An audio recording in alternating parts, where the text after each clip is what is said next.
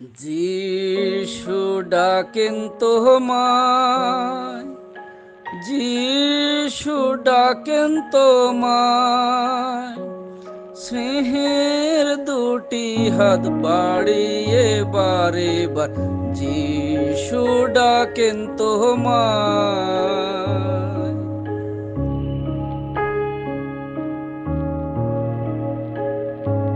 Hallelujah. প্রভু যিশুর মহিমা হোক। জীবন্ত ঈশ্বরের বাক্য শুনব। আমরা বাইবেলে যখন লক্ষ্য করি, ঈশ্বরের প্রেম, প্রভু যিশুর অনুগ্রহ দিন প্রতিদিন তার লোকদেরকে দেওয়ার জন্য তিনি এক এক করে খোঁজ করতেছে। কোথায় তার সেই লোক, কোথায় তারা লুকিয়ে আছে, তাদেরকে খোঁজ করে করে দিন প্রতিদিন ঈশ্বরের প্রেম, খ্রিস্টের অনুগ্রহ দিয়ে তাদের জীবনকে বদলে দিচ্ছে। হতে পারে সে যতই বড় অপরাধী হোক না কেন, হতে পারে ব্যভিচারিণী, হতে পারে খুনি, হতে পারে অবাধ্য, হতে পারে মানুষকে ঠকানো, সে যে প্রকারই পাপী হোক, প্রভু যিশু তাদেরকে খোঁজ করতেছে। প্রভু যিশু তাদেরকে বারবার সুযোগ দিচ্ছে তারা প্রভু যিশুর কাছে ফিরে আসুক, যাতে তারা পাপের থেকে মুক্তি পায়, জীবনে শান্তি পায়, সফলতায় ফিরে আসতে পারে। তারা কোনো সময় নিজেকে দোষী সাব্যস্ত না করুক। যদিও তারা দোষী, যদিও তারা পাপী, যদিও তারা অপরাধী, যদিও তারা সমাজদ্রোহী, যদি তারা ঈশ্বরের বিরুদ্ধাচরণ করেছে, ঈশ্বর অবাধ্য, কিন্তু বাইবেল যখন পড়ি আমরা দেখি ঈশ্বরের প্রেম, আমরা দেখি খ্রিস্টের অনুগ্রহ প্রত্যেকের জন্য বারবার সুযোগ এসেছে। কিন্তু তারাই ধন্য যারা সেই সুযোগ ধরেছে, তারাই ধন্য যারা সেই সুযোগ নিজেদের ব্যক্তিগতভাবে কাজে লাগিয়েছে। এই বিষয়ে যখন আমি লক্ষ্য করতেছিলাম, প্রকাশিত বাক্য তার 3 অধ্যায় 20 পদে প্রভু যিশু বলেছেন, দেখো আমি দ্বারে দাঁড়িয়ে আছি।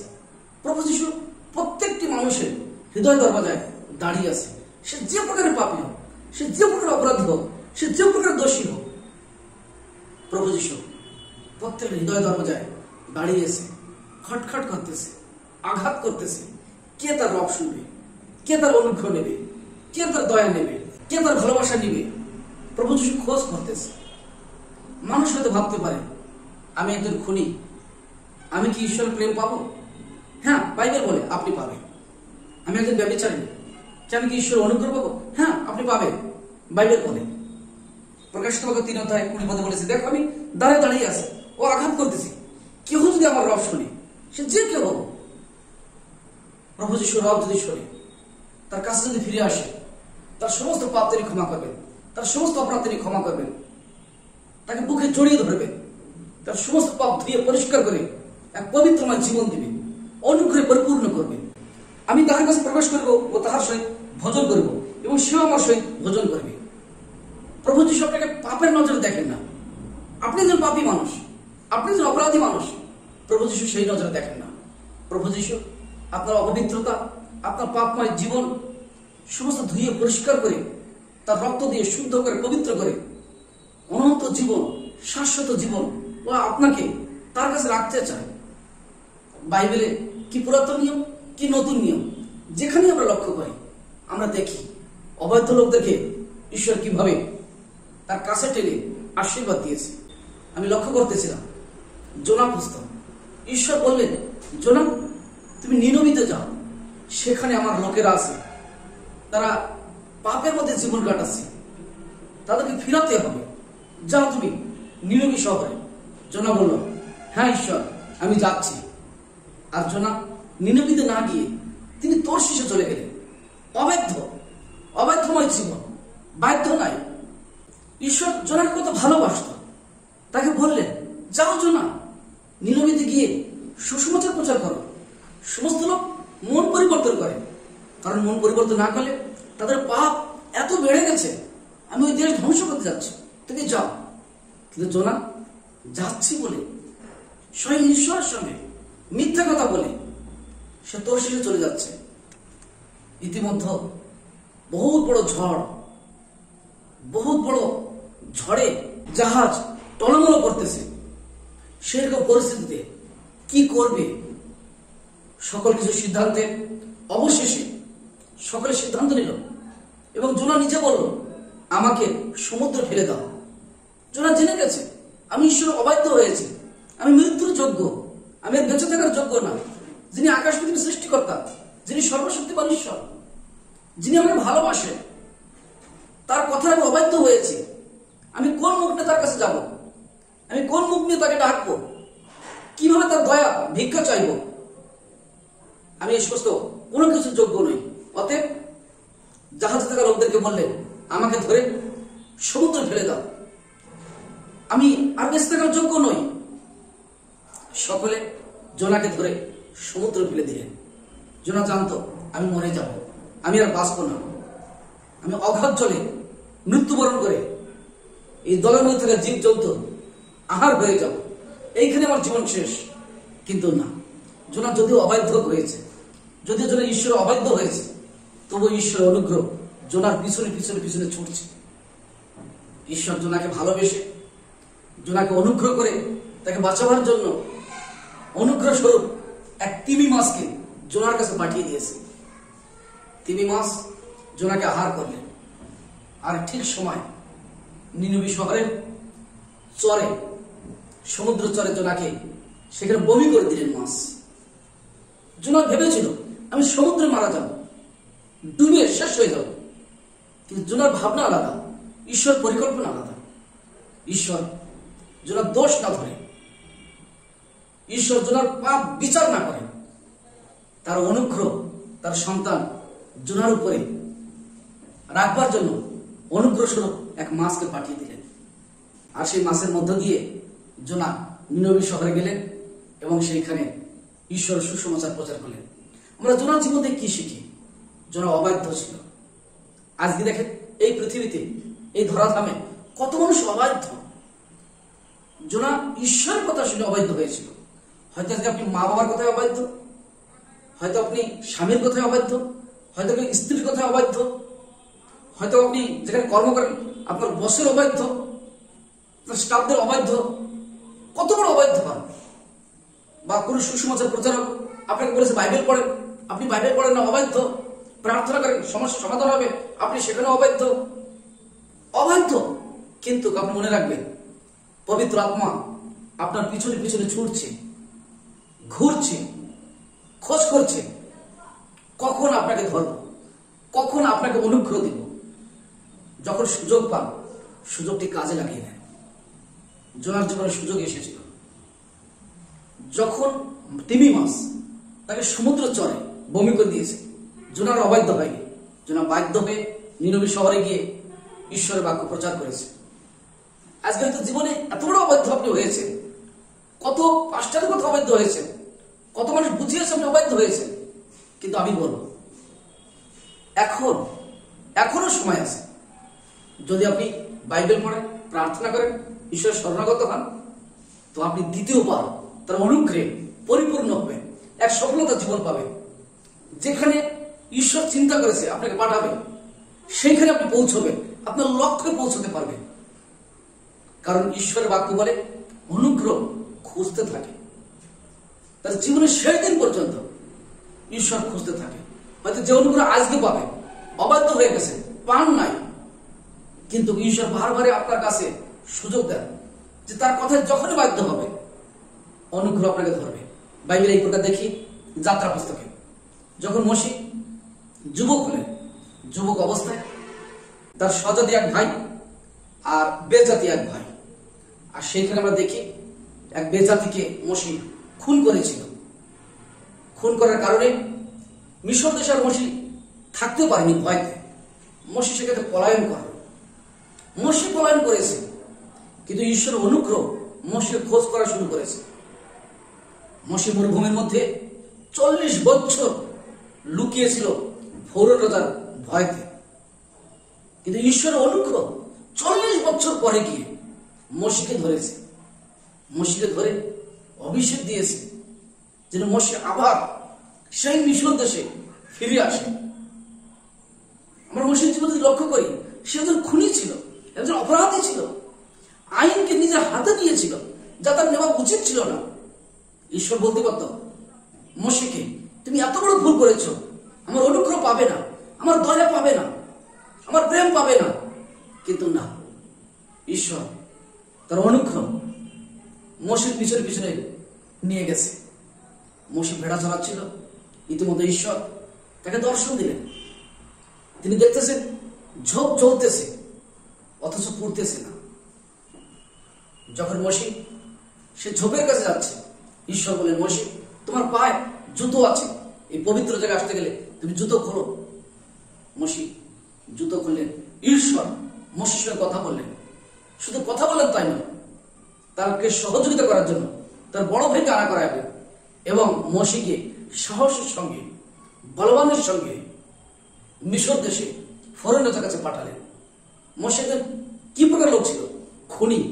হতে পারে আপনিও একজন এমন অপরাধী, এমন খুনি মানুষ যে আপনি আমাদের জীবনে আমি ঈশ্বরের দয়া পাবো না, ঈশ্বরের প্রেম পাবো না, ঈশ্বরের ভালোবাসা থেকে বঞ্চিত হয়ে যাব না। ঈশ্বর প্রত্যেক মানুষের জীবনে দ্বিতীয়বার আরেক সুযোগ নিয়ে আসে। মসির জীবনে এক সুযোগ নিয়ে এসেছে।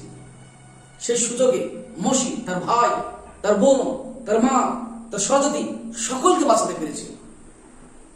জোনা অবাধ্য হয়েছিল, অনুগ্রহ স্বরূপ এক তিমি মাসকে পাঠিয়ে দ্বিতীয়বার তার জীবনে এক অনুগ্রহ দিয়েছিল। বাইবেলে আমরা এই প্রকার হাজারো ঘটনা দেখি।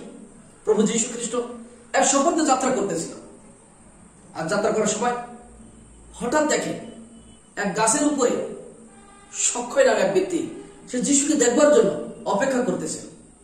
প্রভু যীশু কাছে এসে বলল, সক্ষয় নেমে আসো, তোমার বাড়িতে আমি যাব। এই কথা শুনে ধর্মশিক্ষক, ফরসিরা, শুদ্ধকিরা তারা ভাবলো, প্রভু যীশু কি প্রকারের লোক? সক্ষয় মানুষকে ঠকিয়েছে, মানুষকে ঠকিয়ে ধন নিয়েছে। প্রভু যীশু তাকে বকার দরকার ছিল, তাকে গালি গালাজ করবার দরকার ছিল, তাকে শাসন করবার দরকার ছিল। প্রভু যীশু আমাদেরকে অর্ডার করতো যে মারো সক্ষয়কে, কিন্তু তা না করে প্রভু যীশু বলল, সক্ষয় নেমে আসো, তোমার বাড়িতে যাব। আমরা কেমন ঈশ্বরের সঙ্গে চলাফেরা করতেছি? ধর্ম শিক্ষকেরা রেগে গেল, যিশুকে ছেড়ে তারা চলে গেল। কিন্তু প্রভু যীশু সক্ষর বাড়িতে গেলেন। হালেলুয়া! চিন্তা করে দেখেন, সক্ষয় একজন কর আদায়কারী ছিল, সারা জীবন ঠকিয়েছে এবং দেখতে পাই সে একজন পাপী মানুষ ছিল। প্রভু তার পাপ নিয়ে সমালোচনা করেনি, প্রভু যীশু তার পাপ নিয়ে তার সঙ্গে আলাপ আলোচনা করেনি, তাকে দোষী করেনি, তাকে অপমান করেনি। শুধু তাই নয়, প্রথমবারের জন্য প্রভু যীশুর সঙ্গে সক্ষয়ের দেখা হয়। কোন মানুষ প্রভু যীশু বলেনি এই গাছের উপরে থাকা মানুষটির নাম সক্ষয়, কেউ বলে দেয়নি। স্বয়ং প্রভু যীশু জানতেন ওনার নাম সক্ষয়। বলে, সক্ষয় নেমে আস। প্রিয় শ্রোতা বন্ধু, প্রভু যীশু আপনার নাম জানে, আপনার গ্রামের নাম জানে, আপনার শরীরের পরিস্থিতি জানে। শরীরে কি রোগ আছে, শরীরে কি সমস্যা আছে, মনের ভিতরে কি ব্যথা আছে, হৃদয়ের ভিতরে কি আগুন চলতেছে, সমস্ত কিছু প্রভু যীশু জানেন। আপনার সন্তান হচ্ছে না, আপনি হসপিটালে বেডে মৃত্যুর সঙ্গে পাঞ্জা লড়াই করতেছেন, ব্যবসায় উন্নত নাই, এই সমস্ত কিছু প্রভু যীশু জানেন। প্রভু যীশু জানতেন সক্ষয়ের নাম। আজকে এই প্রভু যীশু জানে আপনার নাম। বলে, সক্ষয় নেমে এসো, তোমার বাড়িতে যেতে হবে। হাজারো মানুষ বিরক্ত হল, প্রভু যীশুর দায় আসে না। হাজার মানুষ বিরক্ত হওয়া সত্ত্বেও প্রভু যীশুর দায় আসে না। কারণ প্রভু যীশু বললেন, সুস্থ লোকের ডাক্তারের দরকার নাই, অসুস্থ ডাক্তারের দরকার আছে। ধার্মিকদের ঈশ্বর দরকার নাই, পাপীদের ঈশ্বর দরকার আছে। সক্ষয় যে পাপী, সক্ষয় যে অপরাধী, সক্ষয়ের দরকার জীবন্ত ঈশ্বরের প্রেম। তাই সক্ষয়কে ডাকলেন, আর সক্ষয়ের সঙ্গে প্রভু যীশু তার শিষ্যরা সক্ষয়ের বাড়িতে গেলেন। মানুষ অবাক হয়ে গেল, এই কেমন ঈশ্বর, এই কেমন প্রভু! তাকে না গালাগালি দিয়ে, তাকে না বকাবকি করে, তাকে না অপমান করে, হ্যাঁ করে সোজা সুজি তার বাড়িতে চলে গেলেন, তার বাড়িতে খাওয়া দাওয়া করলেন। প্রভু যীশু সেখানে গিয়ে ঈশ্বরের বাক্য বললেন, আর সেই বাক্য বলাতে সক্ষয়ের মনের মধ্যে এমন পরিবর্তন আসলেন। বলো, প্রভু যীশু আজকের থেকে আমি আর কোনো মানুষকে ঠকাবো না। সারা জীবন আমি মানুষকে ঠকিয়েছি, আর মানুষকে আমি ঠকাবো না। শুধু তাই না, আমার যা কিছু আছে আমি বিক্রি করে গরিবদেরকে আধা আমি ভাগ করে দেব। এবং যদি মনে পড়ে কাউকে আমি ঠকিয়েছি, তার 4 গুণ আমি ফিরিয়ে দেব। দেখেন ঈশ্বরের প্রেম, দেখেন প্রভু যিশুর অনুগ্রহ, সক্ষরের জন্য এক অপরাম্বর অনুগ্রহ। ভাবা যায় না যে এই প্রকার একজন পাপী, যে একজন কর আদায়কারী 1 টাকায় 1 টাকা করে তার বিশাল বড় প্রসাদ নির্মাণ করেছে, তার সিংহাসন নির্মাণ করেছে, তার রাজপ্রাসাদ বানিয়েছে, তার যেদিকে তাকাবে লক্ষ লক্ষ টাকা দিয়ে বাড়ি করেছে, গাড়ি করেছে। আজকে সেই সক্ষের ভিতরে এমন পরিবর্তন এসেছে, তার সমস্ত কিছু বিক্রি করে তিনি গরিবদেরকে দান করবে। যে পরিবর্তন সেই ধর্ম শিক্ষক সদ্দুকীদের ছিল না, ফরিসাইদের ছিল না। প্রভু যিশু এমন একজন পাপীর সঙ্গে তার বাড়িতে গিয়েছিল, তার জীবনে এক পরিবর্তন। প্রিয় বন্ধু, আজকে আপনি কত বড় পাপী বা কত মানুষকে ঠকিয়েছে, কত দেশদ্রোহী কাজ করেছে, কত রকমের ঠকিয়েছে। যত বড় অপরাধী হন না কেন, প্রভু যিশু আপনাকে ভালোবাসেন। তার অনুগ্রহ আপনার কাছে পৌঁছবার জন্য কোনো না কোনো উপায় তিনি বাহির করতেছেন। যেমন জোনার জন্য এক তিমি মাছ বাহির করলেন, মসির জন্য এক জ্বলন্ত ঝোপ তিনি দর্শন দিলেন, সক্ষের জন্য প্রভু যিশু সেখানে আবির্ভাব করেন। আপনার জন্য এই আহ্বান অনুষ্ঠান আপনার ইউটিউব চ্যানেলে সামনে এসেছে, যাতে আপনি পাপের থেকে মুক্তি পান, পাপের ক্ষমা পান। প্রভু যিশু পাপীকে ভালোবাসে, পাপকে তিনি ঘৃণা করেন। ও আপনাকে ভালোবাসে, ও আপনাকে চায়। প্রিয় শ্রোতা বন্ধু, সক্ষের জীবন পরিবর্তন হল। ঈশ্বরের বাক্য বলে একজন পাপী যখন মন পরিবর্তন করে, স্বর্গের দূতেরা আনন্দিত হয়। চিন্তা করে সারা জীবন মানুষকে ঠকিয়েছে, এক পলকে এক ঝটকায় যিশুর অনুগ্রহ তার জীবন বদলাই দিয়েছে। শুধু তাই নয়, আমরা যখন লক্ষ্য করি কিছু মানুষ এক ব্যভিচারিণী স্ত্রীকে পাথর মারতে মারতে প্রভু যিশুকে পরীক্ষক ভাবে তার সামনে উপস্থিত করলেন। আর প্রভু যিশুকে জিজ্ঞাসা করলেন, প্রভু যিশু, মসজিদ আইন কানুনে লেখা আছে কোন মহিলা যদি ব্যভিচার করে তাকে পাথর দিয়ে মেরে ফেলাতে হবে, তোমার আইনে কি লেখা আছে? প্রভু যিশু বলেন, আমার আইনেও লেখা আছে তাকে পাথর দিয়ে মেরে ফেলাতে হবে, কিন্তু তোমাদের মধ্যে যে পাপ করেনি সে আগে পাথর মারো। এই কথা বলে প্রভু যিশু মাথা নিচু করে আঙুলে লেখা শুরু করল। যারা সামনে ছিল একজন একজন করে করে করে সমস্ত লোক পালাচ্ছিল। হয়তো প্রভু যিশু লিখতেছিল তার সামনে যে আছে তার নাম এবং সে কি কি পাপ করেছে। সে যখন পালিয়েছে, তারপরে যিনি তার নাম আর সে জীবনে কি কি পাপ করেছে, সে দেখছে আমার কথা, আমার গোপন কথা প্রভু যিশু সমস্ত লেখে জানিয়ে দিচ্ছে। কার সঙ্গে কি করেছি, কাকে ঠকিয়েছি, কার জমি লুটপাট করেছি, কার টাকা পয়সা লুটপাট করেছি, কাকে ধোকা দিয়েছি, কাকে খুন করেছি, কার সঙ্গে বিশ্বাসঘাতক করেছি, কার সঙ্গে ব্যভিচার করেছি। কিন্তু প্রভু যিশুর কাছে গোপন নাই, সমস্ত জানা আছে। এক এক করে সবাই চলে গেছে। যারা চলে গেছে তারা কারা? ওদের মধ্যে কিছু মানুষ ছিল যারা হয়তো ওই স্ত্রীর সঙ্গে ব্যভিচার করেছে। ওই স্ত্রীর সঙ্গে যারা ব্যভিচার করেছে তাদেরকে কেউ পাথর মারতেছে না, কিন্তু ওই স্ত্রীকে পাথর দিয়ে মারবার জন্য তারা দৌড়ে এসেছে। প্রভু যিশু অবশেষে সেই মহিলাকে বললেন, হে নারী, তোমাকে কেউ দোষী সাব্যস্ত করেনি? ওই নারী বলল, না প্রভু, আমাকে কেউ দোষী সাব্যস্ত করেনি। প্রভু যিশু বললেন, কেউ যদি তোমাকে দোষী সাব্যস্ত করেনি, আমিও তোমাকে দোষী সাব্যস্ত করি না। যাও, আজকের থেকে আর পাপ করো না। হালেলুয়া। দেখেন, হয়তো ওই মহিলা ভেবেছিল প্রভু যিশু আমার এই চরিত্র নিয়ে ব্যঙ্গ করবে, আমাকে গালাগালি দিবে, আমাকে বকবে, আমাকে ভৎসনা করবে। কিন্তু প্রভু যিশু তার পাপ নিয়ে, তার ব্যভিচারের দোষ নিয়ে কোন রকম কথা উঠায়নি। একটাই কথা বলল, কেউ তোমাকে শাস্তি দেয়নি, কেউ তোমাকে দোষী সাব্যস্ত করেনি। বলল না, তাহলে আমিও তোমাকে দোষী সাব্যস্ত করি না। আজকে তারা পালিয়ে গেল। প্রিয় শ্রোতা বন্ধু, আজকে আমি আপনাকে বলতেছি, ঈশ্বরের বাক্য আপনাকে খোঁজ করে। প্রভু যিশু বলেছেন, আমি দাঁড়িয়ে আছি, আমি আঘাত করতেছি, কি আমার রব শুনবে? আমি তার হৃদয়ের মধ্যে প্রবেশ করব। যে কেউ প্রভু যিশু ডাক শুনবে, সে পাপের থেকে মুক্তি পাবে, রোগের থেকে সুস্থ হবে, জীবনে শান্তি পাবে। তাহলে পৌল বলে, যেখানে পাপ বেড়ে গেছে সেখানে পাপের থেকেও ঈশ্বরের অনুগ্রহ, খ্রিস্টের প্রেম তার থেকেও বৃদ্ধি পেয়েছে। জীবনে আপনি কত পাপ করেছেন, জীবনে আপনি কত অপরাধ করেছেন, সেগুলোকে ঢাকা দেওয়ার জন্য প্রভু যিশুর অনুগ্রহ যথেষ্ট। যথেষ্ট অনুগ্রহ তার কাছে আছে আপনার পাপকে ঢেকে ফেলাবার জন্য। হতে পারে আপনি ব্যভিচারিণী, হতে পারে আপনি একজন চোর, হতে পারে আপনি একজন খুনি, হতে পারে আপনি একজন অবৈধ, কত বড় অপরাধী আপনি হন না কেন, যে প্রকারের অপরাধী আপনি হন না কেন, প্রভু যিশুর অনুগ্রহ আপনার পাপ ঢেকে দিতে পারে। আর এই একজন পাপী মন ফিরালে স্বর্গে আনন্দিত হয়, স্বর্গে আনন্দ হয়। কি আজকে আপনি মন ফিরাবেন? তার দ্বিতীয় আগমন হবে, সে আগমনে আপনি যেতে পারবেন। কখন কোন সময় হবে আমরা কেউ জানি না, হঠাৎ করে এক সময় তার আগমন হবে। তার আগমনে যাওয়ার জন্য নিজেকে তৈরি করুন, প্রস্তুত থাকুন। প্রভু যিশু আসবে আপনাকে নিতে, আমাকে নিতে। প্রিয় শ্রোতা বন্ধু, নিজের পাপের দিকে তাকাই না, প্রভু যিশুর দিকে তাকান। 100টা ভেড়ার মধ্যে একটা হারিয়ে গিয়েছিল, সেটাকেই খোঁজ করতে গিয়েছে।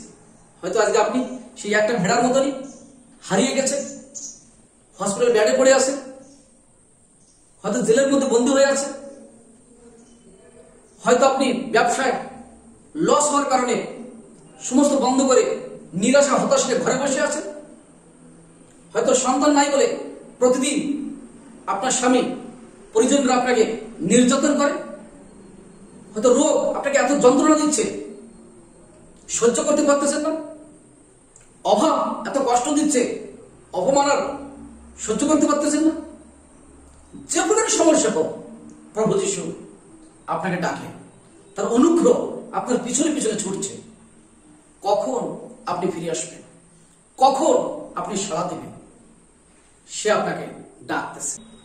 প্রভু যিশুর প্রেম কত বলি সমাপ্ত হয় না। প্রভু যিশু স্বয়ং নিজে বলেছে, 100টা ভেড়ার মধ্যে যদি একটা ভেড়া হারিয়ে যায়, আমি 99টাকে এক জায়গায় রেখে আমি একটা খোঁজ করতে চাই। সেই একটা ভেড়ার দরকার প্রভুর, সে কেন পাল থেকে হারিয়ে যাবে, সে কোন বুনো পশু পাল্লায় পড়ে যাবে, কোন হিংস্র পশু তাকে খেয়ে ফেলাবে।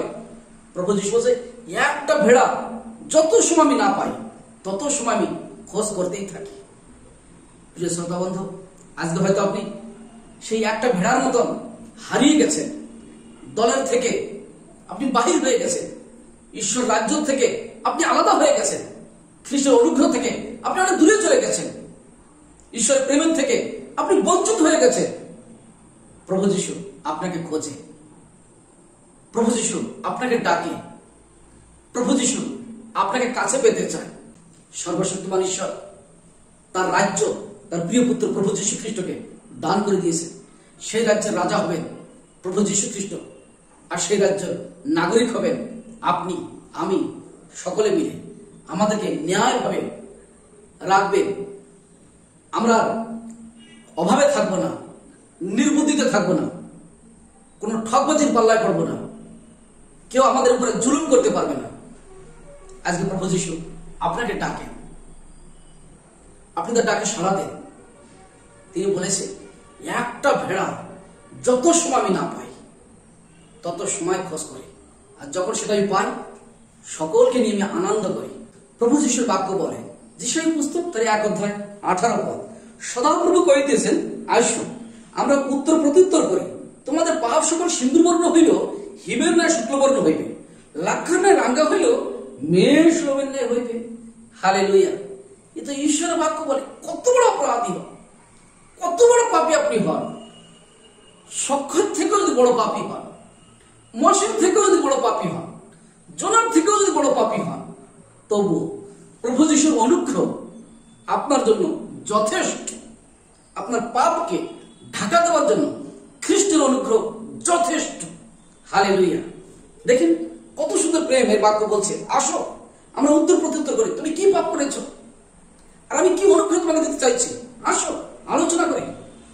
তাহলে তুমি সেগুলো ছেড়ে দাও, আর আমি তোমাকে সর্বদাই ভালোবাসতে পারি, সফলতার জীবন দিতে পারি। আর যে পাপগুলো তুমি করেছো সেগুলো আমি আর মনে রাখতে চাই না, সেগুলো আমার জীবন থেকে মুছে দিতে চাই, কোনো সময় স্মরণ আনতে চাই না, সেগুলো তোমাকে সামনে এনে অপমান করতে চাই না। আসো উত্তর প্রত্যুত্তর করি। তোমাদের পাপ সকল সিন্ধুবর্ণ হইল হিমের ন্যায় শুক্লবর্ণ হইবে। সিন্ধুর মতো যদি লাল হয়ে যায় তোমার পাপ, আমি হিমের ন্যায় বরফের মতন সাদা করে দেব। তোমার পাপ আর থাকবে না, নিশানা থাকবে না, পাপ পুরো মিটাই দেব। আসো আমার কাছে ছুটে এসো। লাখানে রাঙ্গা হইলেও মেষ লোভের ন্যায় হইবে। হালেলুয়া! এ তো মহান ঈশ্বরের দয়া, প্রেম। আজকে বিনামূল্যে এই প্রেম পাওয়া যায়, টাকা লাগে না, পয়সা লাগে না। যে কেউ আসবে প্রভু যিশুর কাছে, সে পাপের থেকে মুক্তি পাবে, উদ্ধার পাবে। কারণ আমাদের সকলকে নিতে প্রভু যিশু এই পৃথিবীতে আবার আসবে। তিনি তার লোকদেরকে বলেছিলেন, এই পৃথিবীতে এসে পাপী মানুষের পাপের থেকে মুক্তি দেওয়ার জন্য তিনি এই পৃথিবীতে আসবেন, এক কুমারী করবে, তা তিনি এসেছিলেন। তিনি কালভরি ক্রুশে মৃত্যুবরণ করবেন, তা তিনি ক্রুশে মৃত্যুবরণ করেছিলেন। তিনি সকলের সামনে স্বর্গে চলে গেছেন, আর তিনি বলেছেন, আমি আবার নিতে আসবো, আর সকলকে নিয়ে আমি আমার বিচার আসনে বসবো। সমস্ত মানুষ মৃত্যু থেকে জীবিত হবে, আর জীবিত হওয়ার পরে আমি এক একজনের নাম ধরে বিচার করব। যাদের নাম জীবন পুস্তকে লেখা থাকবে না, তারা নরকে যাবে, আর যাদের নাম জীবন পুস্তকে লেখা থাকবে, তারা শাশ্বতকাল, অনন্তকাল সুখে শান্তিতে স্বর্গরাজ্যে তারা থাকবে। আজকে আপনি পছন্দ করে নেন কোন রাজ্যে যাবেন। যদি পাপের থেকে মুক্তি না পেয়ে যদি আপনি মারা যান, তাহলে নরক আপনার জন্য অপেক্ষা করতেছে। যদি পাপের থেকে মুক্তি পেয়ে আপনি এই পৃথিবী ছেড়ে মারা যান, তো প্রভু যিশুর আগমনের সময় আপনার সেই দেহকে পুনর্জীবিত করা হবে, রূপান্তরিত হবে, পুনরুত্থিত হবে। যারা বেঁচে আছে তারা রূপান্তরিত হবে, যারা মারা গেছে ওরা পুনরুত্থিত হবে, আর তাদেরকে এক স্বর্গীয় দেহ দেওয়া হবে, অনন্তকাল শাশ্বতকাল সেখানে বাস করবে। আজকে সুযোগ। অবৈধ লোকদেরকে ডাকছে, হে অবৈধ লোক আমার কাছে আসো, হে খুনি লোক আমার কাছে আসো, হে ঠকবাজি লোক আমার কাছে আসো, হে ব্যভিচার করা লোক আমার কাছে আসো। প্রভু যিশু আপনাকে ভালোবাসে। যে প্রকার মসি খুন করেছিল, ঈশ্বর মসিকে বলেনি, এ খুনি তুই এইখানে পালিয়েছিস, তোকে শাস্তি দেব না। তাকে খুনি বলে তার সামনে এ কথা ঈশ্বর উচ্চারণ করেনি। জোনাকে বলেনি ঈশ্বর, তুমি অবাধ্য হয়ে কেন তোর শিশু যাচ্ছিলে, শাসন করেনি। জোনাকে বরঞ্চ প্রেমে বললো, যাও নিনবিতে যাও। সক্ষয়কে বলেনি, কেন সারা জীবন মানুষকে ঠকিয়ে বাড়ি করেছিস, কেন করেছিস, তুই এই শাস্তির যোগ্য না। প্রভু যিশু তাকে প্রেম করলো, তার অনুগ্রহ তার জীবন বদলাই দিল। পাপিনী স্ত্রী, প্রভু যিশু বললো, যাও আর পাপ করো না। সে ব্যভিচারে ধরা পড়েছিল। প্রভু যিশু তার কাছে কোনোরকম কথা শুনতে চাইনি, আলোচনা করতে চাইনি। তাকে একটি কথা বললো, আর পাপ করো না, যাও। কেউ যখন তোমার দোষ ধরেনি, আমিও তোমাকে দোষ ধরতে চাইছি না। হালেলুয়া!